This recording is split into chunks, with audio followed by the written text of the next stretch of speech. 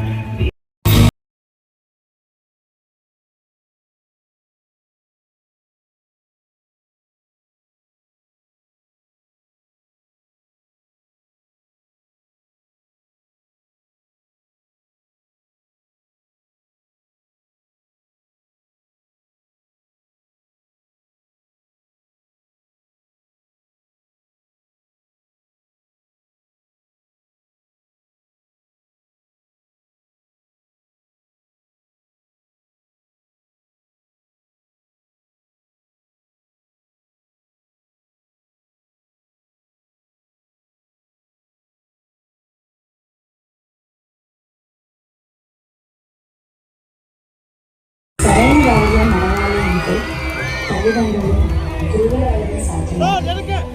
అందుకే పిల్లలకి సంస్కారం, దేశభక్తితో కూడిన విద్యని అందించాలి.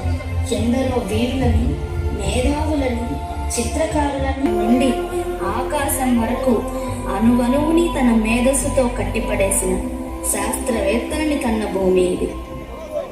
దేశం అంటే కులం కాదు, మతం కాదు, వర్గం కాదు అంటూ భిన్నత్వంలో ఏకత్వాన్ని భారతదేశం.